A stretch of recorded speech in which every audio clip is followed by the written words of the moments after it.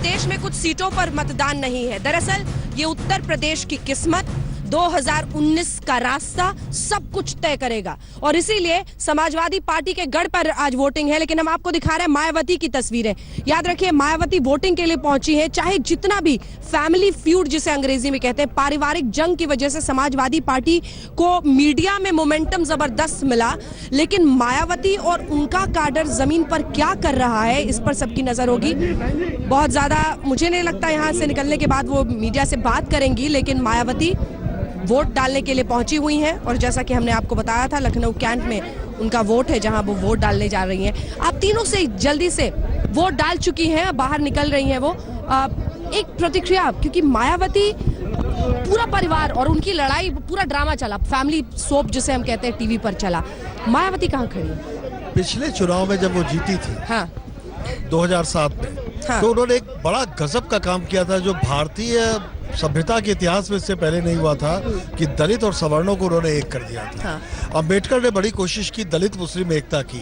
अभी भी कुछ इंटेलेक्चुअल नारा लगाते हैं कि अगर दलित और मुस्लिम एक हो जाएं, तो इस देश की तकदीर बनाने वाले वो होंगे। आपने ब्राह्मणों का जिक्र किया और सतीश चंद्र मिश्र उनके बगल बगल में साथ में चलते दिख रहे हैं। ये असंभव काम, ये असंभव काम जो अम्बेडकर नहीं कर सके, जो कांशीराम नहीं कर सके, क्या ये चुनाव मायावती कर पाएंगी?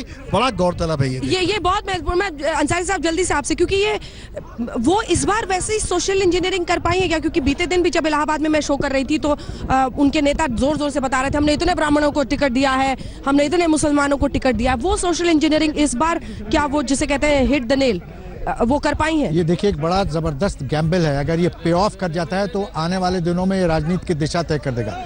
ये जो समाजवादी पार्टी और बीजेपी में जितना झगड़ा, बीएसपी अकेली एक पार्टी है जिसको टिकट में और के डिस्ट्रीब्यूशन पे कोई विवाद नहीं है। कांग्रेस में है, समाजवादी पार्टी में है, भाजपा तक में है, तो इसलिए इनको अंडर एस्टिमेट करना भी ठीक नहीं होगा। देखिए, विवाद नहीं है टिकट पे, लड़ाई तो बड़ी हुई पैसे की। पैसे का आरोप बड़ा लगा कि हमसे पैसे मांगे, हमसे पैसे मांगे। वहाँ तो पैसे का ही विवाद होता है, बाकी कोई विवाद नहीं होता है। हाँ, उसमें भी कभी कभी पुरानी करंसी जाती है और नई आ जाती है फिर वापस। एक कोड ऑफ कंडक्ट को फॉलो करते हुए ऐसा लग रहा है कि वो बूथ से जरा बाहर आकर मीडिया से बात करेंगे, ये भी दिलचस्प होगा। इस तस्वीर पे मैं शरद प्रधान जी आपसे कमेंट चाहती हूँ।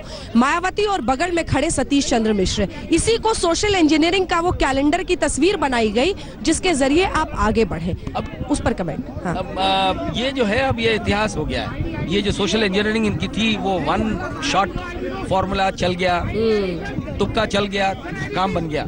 लेकिन उसके बाद क्या हुआ? जरा सुनते हैं सर, कुछ बोल रही है वो, सुनते हैं फिर उस पर बात।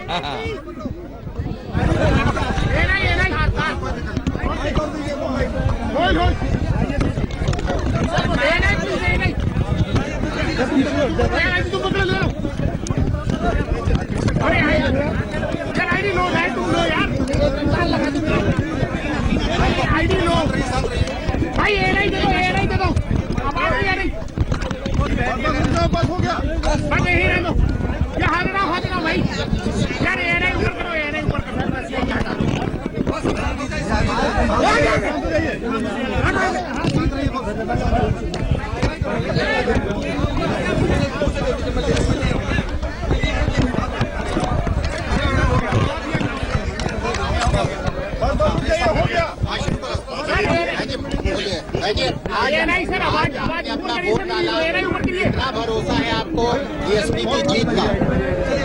उत्तर प्रदेश में बीएसपी की जीत का सर, एएनआई ऊपर कर लो, एएनआई ऊपर कर लो, आवाज नहीं आ रही सर, एएनआई ऊपर कर लो, जैसा कि एएनआई ऊपर कर लो यार। आपको ये मालूम है कि उत्तर प्रदेश में विधानसभा के लिए आम चुनाव हुए और आज तीसरे चरण के तहत यहाँ वोट पड़ रहा है और आज मतदान के दिन जो तीसरे चरण के तहत वोट पड़ रहा है, तो मैं सबसे पहले आज वोटिंग के दिन इस तीसरे चरण से जुड़े सभी मतदाताओं से ये अपील करती हूँ कि वे वोट डालने के लिए अपने अपने पोलिंग बूथों पर जरूर जाएं और अपना वोट जरूर डालें।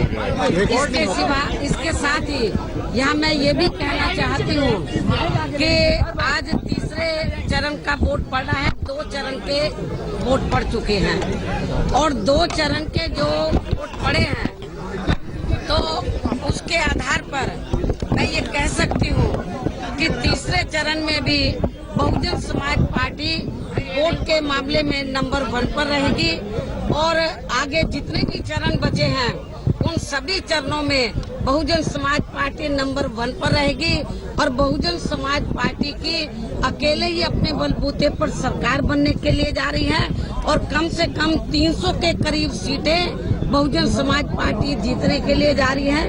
और ये बात मैं इसलिए कह रही हूँ, कोई सपा कांग्रेस बीजेपी की तरह हवा हवाई नहीं, बल्कि जो अभी तक वोट पड़ा है उसके आधार पर जो मेरी चुनावी जनसभाएं हो रही हैं, जिस तरीके से भीड़ उमड़ रही है मुझे सुनने के लिए, तो उसके आधार पर मैं आपको कह रही हूँ कि उत्तर प्रदेश में बीएसपी की अकेले ही अपनी सरकार बनने के लिए जा रही है और इस चुनाव में बीएसपी 300 के करीब सीटें जीतने के लिए जा रही है, क्योंकि उत्तर प्रदेश की जो जनता है तो वो बदलाव चाहती है।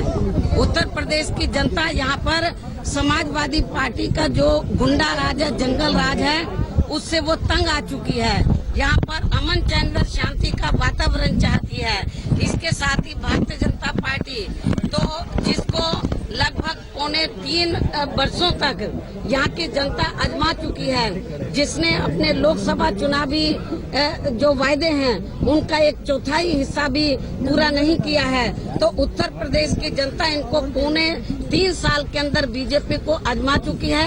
अब उत्तर प्रदेश की जनता बीजेपी को भी अब दोबारा से आजमाने वाली नहीं है, समाजवादी पार्टी को भी आजमाने वाली नहीं है।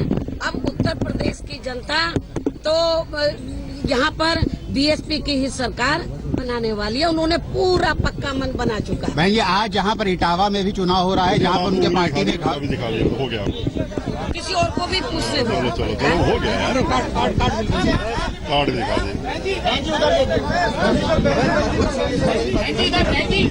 आप पूछो, आपका एक सवाल हो गया, उनको भाई ये नहीं बोला भाई।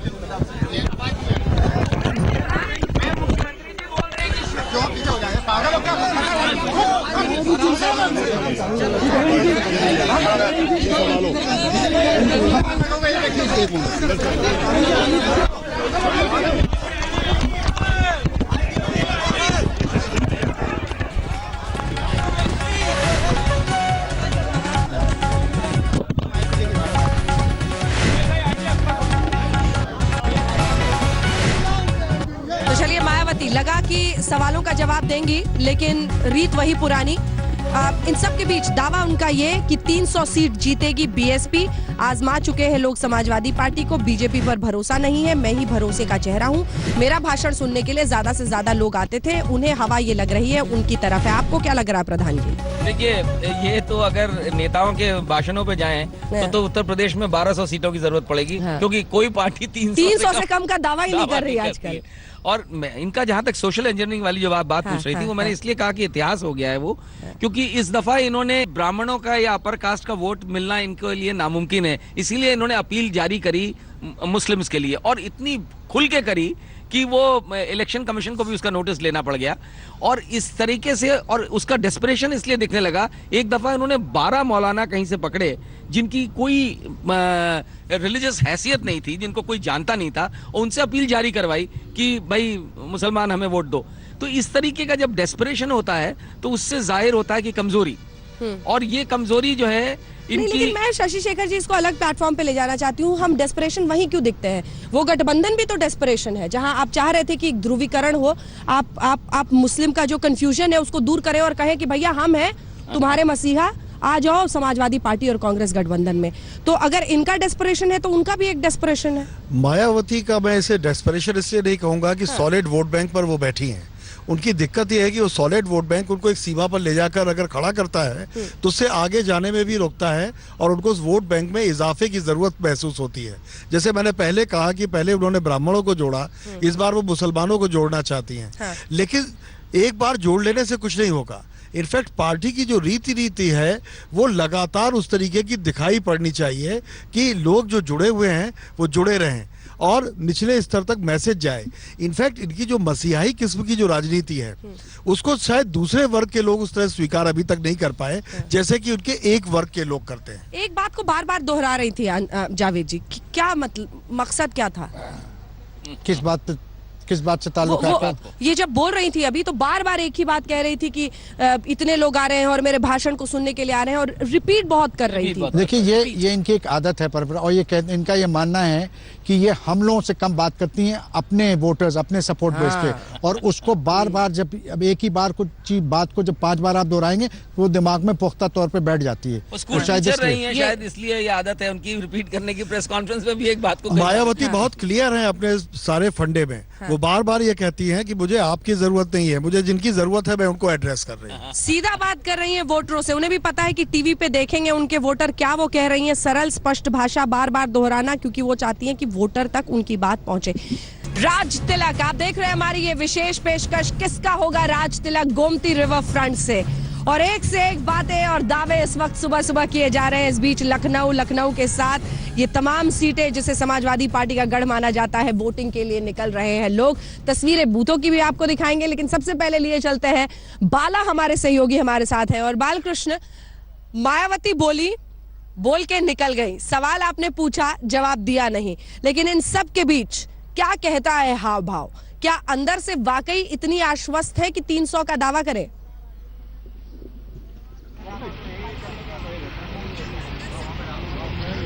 देखिए, मायावती ने ये दावा जरूर किया, लेकिन आपने देखा कि उन दावों के पीछे जो है, जो वो तर्क गिना रही हैं, वो वही पुरानी बातें हैं जो वो लगातार कहती रही हैं। और उनका कहना है कि 3.25 साल की सरकार हो गई केंद्र सरकार की, उन्होंने जो वायदे किए वो पूरे नहीं हुए, और राज्य सरकार के लिए उन्होंने कहा कि राज्य सरकार ने कोई काम नहीं किया है।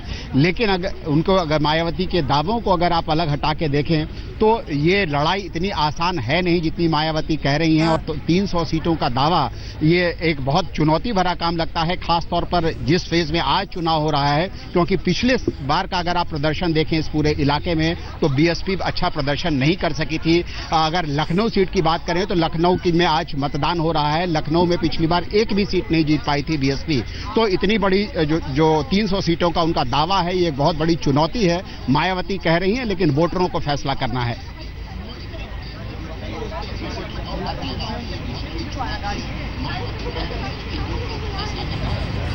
बिल्कुल बालकृष्ण, और क्या उन्होंने वहां पर कहा ये भी बहुत दिलचस्प है। एक रिएक्शन इस पर मैं अगर वो 300 का दावा वाकई कर रही हैं तो किस बना पर कर रही हैं? क्या आपको जो हम मुस्लिम पोलराइजेशन की बात अभी कर रहे थे, क्या वो होता हुआ दिख रहा है?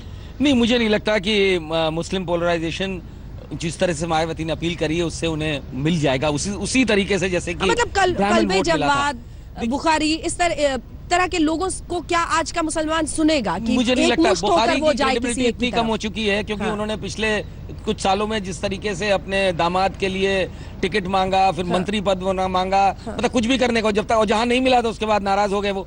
तो ये तरीके अब जनता को दिखने लगा है। लेकिन एक चीज है अंजाम, पहली बात तो मैं एक मुद्दे, मुझे ये नहीं लगता कि कोई ये मुस्लिम वोट बैंक है कि ये बहुत बड़ा एक वहम है कि मुस्लिम वोट बैंक, ये मानना कि तमाम गाजियाबाद से गाजीपुर तक हर मुसलमान मैन वुमन एंड चाइल्ड एक पार्टी को किसी मौलाना के कहने पे हो सकता है एक पर्टिकुलर तरीके से नमाज पढ़े या दुआ मांगे। किसी मौलाना के कहने पे वो कौन सी गाड़ी खरीदेगा ये कोई मौलाना थोड़ी तय करेगा। और बात जब तुष्टीकरण उसकी होती है, ध्रुवीकरण की, तो सिर्फ अब अल्पसंख्यकों की क्यों बात होती है? अगर ब्राह्मण एक के फेवर में वोट करें तो ये मुद्दा क्यों नहीं उठता? अगर भारतीय जनता पार्टी बहुसंख्यक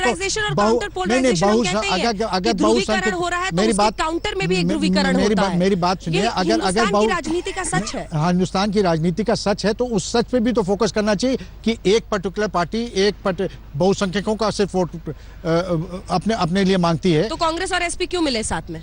कांग्रेस और एसपी इसलिए मिले साथ में क्योंकि उनको बीजेपी को हराना था। जैसे कांग्रेस जैसे कैसे हरा सकते हैं? वो कैसे हरा सकते हैं? क्योंकि अपने वोट्स को कंसोलिडेट कर सकते हैं, डिवीजन ऑफ वोट्स को कंसोलिडेट कर सकते हैं। आप कह रहे हैं कि मुस्लिम वोट बैंक पर उनकी नजर नहीं थी?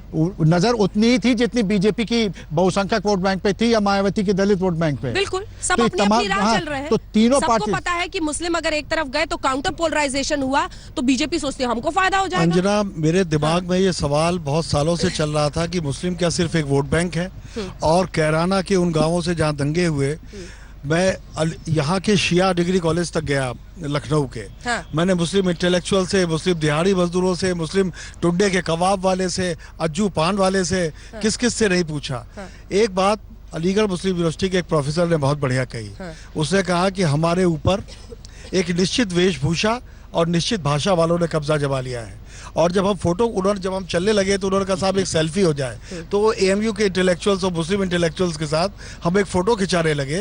हंसकर एक ने बहुत बढ़िया बात कही, उसे जाइएगा किसी को दिखाइएगा तो कहेंगे कैसे कि आप मुसलमानों के साथ खड़े हैं, क्योंकि उस तरह के लोग ही नहीं हैं।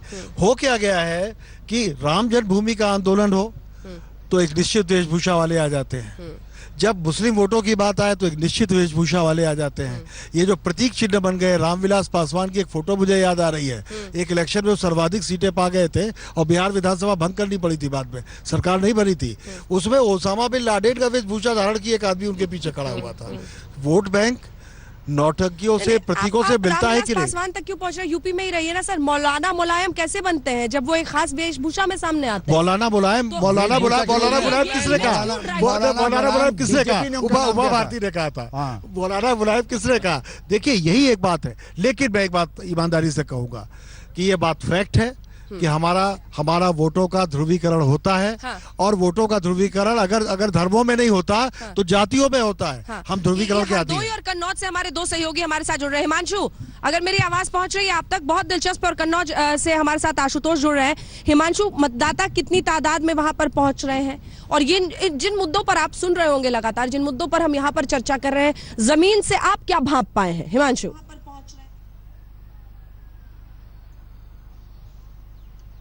अंजना, मैं आपको बता दूं कि मैं हरदोई विधानसभा क्षेत्र में हूं। यहाँ लाइनें बहुत लंबी नहीं है। ये नरेश अग्रवाल का गढ़ है जो हमेशा पावर के साथ रहते हैं। पिछले 40 साल से वो यहाँ पर जो है उनका हरदोई पे कब्जा है।